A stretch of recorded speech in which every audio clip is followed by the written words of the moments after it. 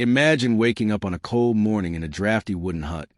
Your stomach already empty before the day has even begun. You don't expect bacon, butter, or anything sweet. Those things belong to the rich lords in their stone halls. For you, survival depends on the simplest, cheapest foods you can scrape together. Day after day, peasants in medieval times woke to this reality, working endless hours in fields and forests, yet eating meals so humble that today they might be considered scraps. And yet, these simple foods were the reason entire families managed to survive from season to season. At the heart of every peasant household was the dish known as pottage. It was not a delicacy, not even a recipe, but rather a pot of whatever could be thrown together.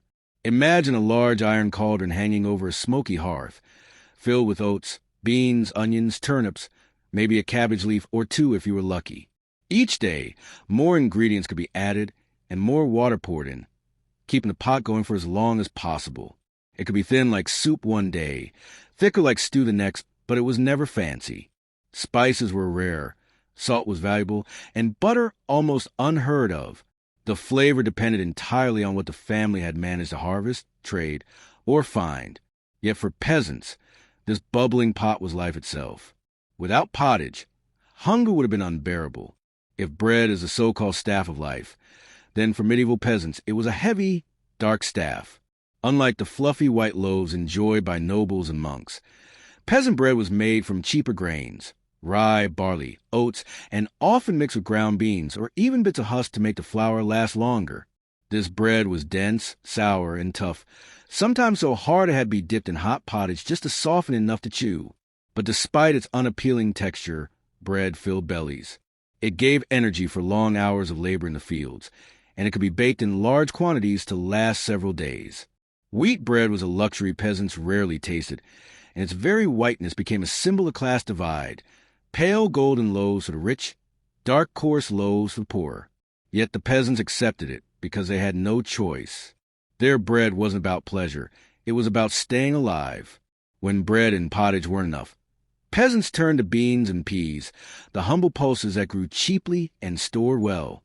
These were boiled into thick stews that provided much-needed protein, often referred to as the meat of the poor. Lentils, broad beans, chickpeas, all of these could be boiled down into something filling, if not particularly tasty. Sometimes herbs were tossed in for flavor, but most of the time it was just plain, earthy mush. Yet without beans and peas, diets would have been dangerously unbalanced, leaving people too weak to work the land. It's no wonder peasants relied so heavily on these crops, growing them in small patches near their homes and eating them all year round. Vegetables, too, were the lifeblood of the peasant diet. Onions, leeks, parsnips, carrots, turnips, and radishes grew easily in small gardens and could be pulled from the earth as needed. These were the cheapest foods available because they could be cultivated by almost anyone, even on tiny strips of land. They were boiled, roasted on open flames, or simply eaten raw when work in the fields left no time for cooking. Leeks and onions added flavor to otherwise bland meals, while roots like parsnips and turnips gave substance and filled stomachs. Nothing was wasted. Even the tops of vegetables, the leaves and stalks, might be thrown into pottage to add bulk.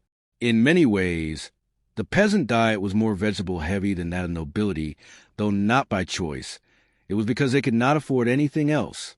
But one of the simplest and cheapest meals of all was porridge, or its thinner cousin, gruel. Made from oats, barley, or millet boiled in water, porridge was plain, filling, and endlessly repetitive. It was a breakfast, lunch, and sometimes even the dinner of peasants who had nothing else. When milk was available, it might be cooked with a little skim milk to give it more substance, but most of the time it was watery, barely flavored at all. Children and the elderly were given porridge most often, as it was soft and easy to swallow. For the hard-working adults, it provided energy, though in the most monotonous way imaginable. Gruel, in particular, was so thin it resembled flavored water more than food. Yet it was still eaten because hunger left no other choice. Meals like these were eaten not in the comfort of privacy, but in small, smoky cottages, often from shared bowls. Families would gather around a single wooden or clay dish, dipping their hands or crude wooden spoons into the food. There was no great ceremony, no dining etiquette, just a quiet urgency to fill bellies before returning to hard labor. The same meals repeated day after day, week after week, with little variation except what the season provided.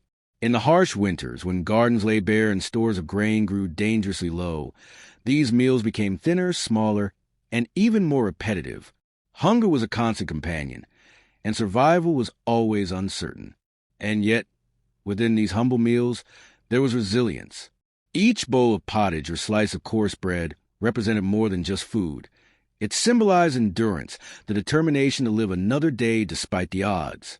These foods were not meant to delight or to impress, but to keep peasants strong enough to endure endless days of backbreaking labor. The meals of medieval peasants may seem poor to us today, but without them, the backbone of medieval society would not have survived. The story of these cheap meals is not just about what people ate. It's about the struggle to stay alive in a world where survival was never guaranteed. Each pot of stew, each hunk of bread, and each bowl of porridge tells us something about the people who lived, worked, and endured through some of the harshest conditions in history. And as simple as these foods were, they shaped the daily rhythm of medieval life in ways that still fascinate us today. Cabbage was one of the cheapest and most reliable vegetables peasants could grow, and for many families it became the centerpiece of their meals. A large cabbage could last for several days, and when boiled with a little onion, leek, or whatever herbs were at hand, it made a thin stew that filled the stomach even if it didn't delight the tongue. On days of real hardship, it might be nothing more than cabbage leaves simmered in salted water, eaten with a scrap of rye bread. It was simple, earthy, and repetitive, but it offered something essential: bulk. Cabbage kept hunger at bay, and in a world where the poor lived on the edge of starvation, that mattered more than taste. While meat was a rarity, fish was more accessible, especially for those living near rivers, streams, or ponds. Nobles controlled hunting in the forest, but they did not control every small body of water. Peasants caught whatever they could: perch, carp, small eels, or even minnows. Sometimes fish were dried or salted to preserve them for winter, though salt was costly and often out of reach. More often, fish was eaten fresh, roasted on a stick, or boiled in pottage.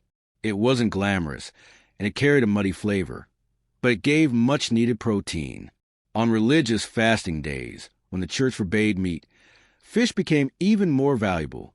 For the poor, catching a wriggling eel or string of small fish was like finding treasure. Dairy products were another part of the peasant diet, though usually in humble form. Butter, cream, and rich cheeses were luxuries destined for markets or noble tables. But peasants made do with whey, curds, or soft, crumbly cheese from goats or cows. A bowl of pottage might be enriched with a spoon of curdled milk, giving it more body. When milk was fresh, it was precious. When it soured, it was still used in baking or cooking. Nothing went to waste. On rare occasions, cheese would be eaten with bread as a standalone meal. To us today it sounds modest, but to peasants it was a rare chance to taste something rich and sustaining.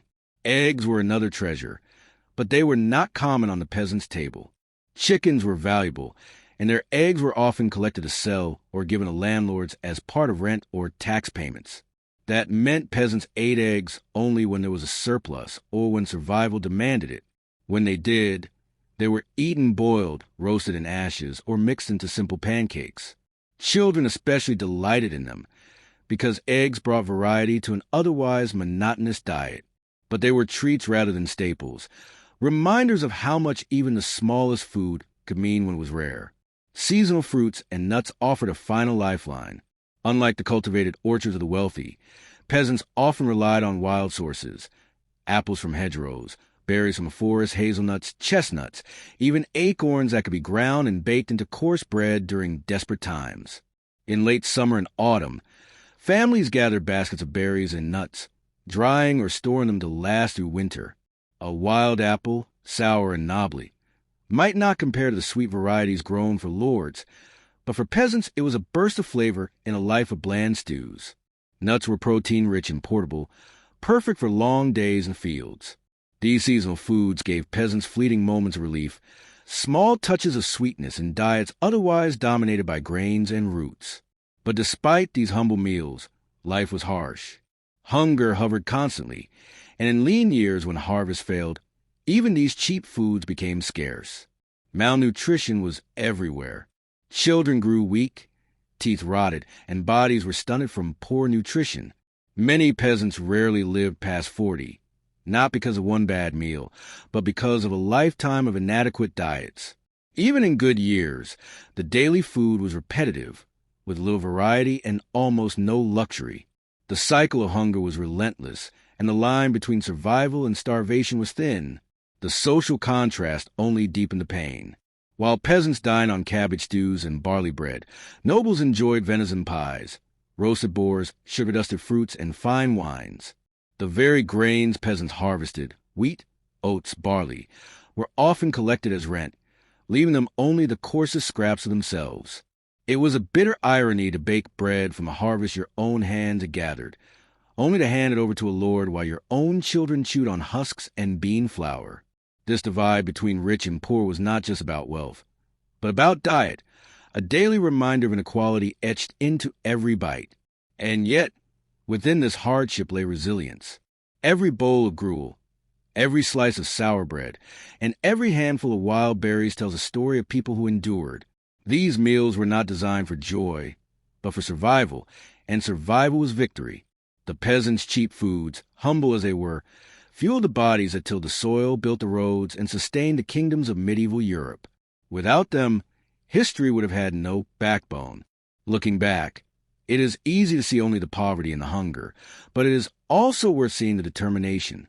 Peasants took whatever they could from the land around them and turned it into meals that kept families alive through winters, famines, and endless toil. Their food may not have been rich, but it was enough to sustain life against the odds. And so the cheap meals of medieval peasants, pottage, rye bread, beans, cabbage, porridge, fish, cheese, eggs, and wild fruits, were more than just food. They were lifelines. They were the daily fuel of survival, the difference between life and death in a world of harsh realities.